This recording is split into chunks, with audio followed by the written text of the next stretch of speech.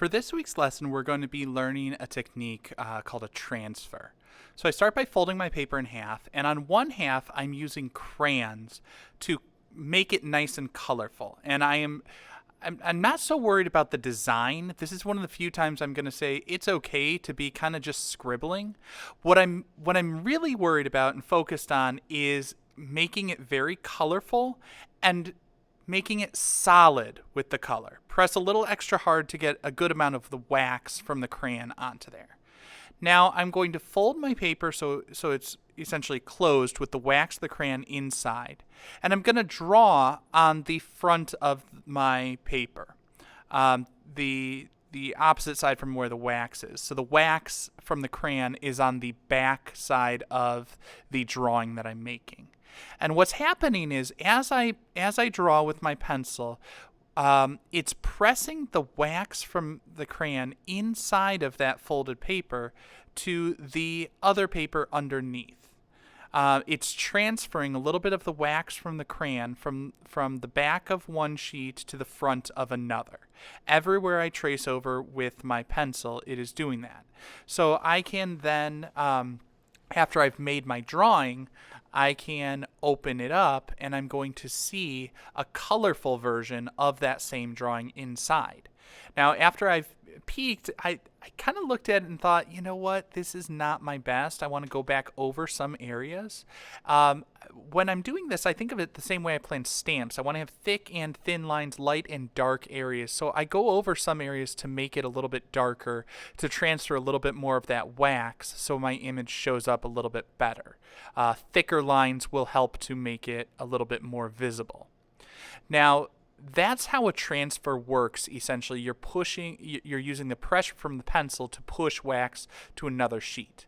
One way to push this further, if you print off an image, and in my experience, it's best if it's a black and white image. It's easier to see what lines and shapes to transfer and what not to. I color on the back of that printed picture with crayons, and bolder colors of crayons will work better. But then all I have to do is trace over the dark lines and shapes that I see in my photograph, and it will transfer that photograph to a drawing on another sheet of paper.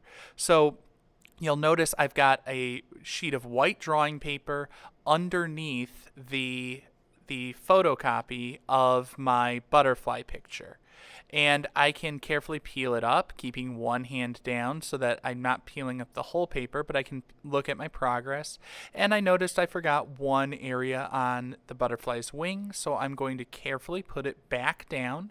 I want to be careful not to move my photocopy as I do this, but I'm going to go back over it and make sure that I get that last lobe of the butterfly's wing shaded in a little bit. Like I said, what I'm doing is I'm going over all the dark lines and shapes that I see.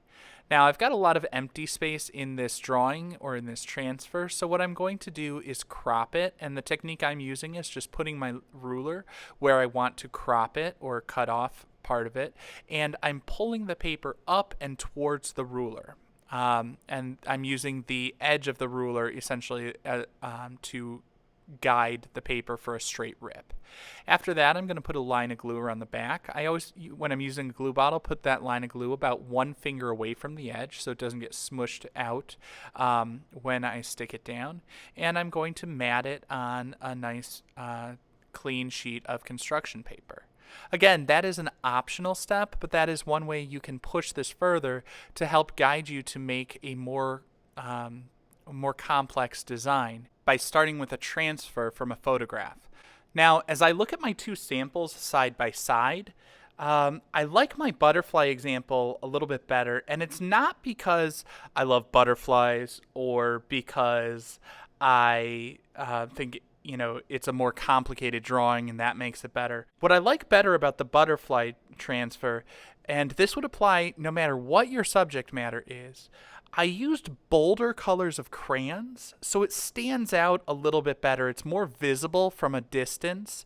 And the other thing that makes it stand out a little bit better and makes it more visible is I went over the line, so I have much thicker lines and shapes of dark values or color that were transferred instead of just sort of the outline on the pumpkin.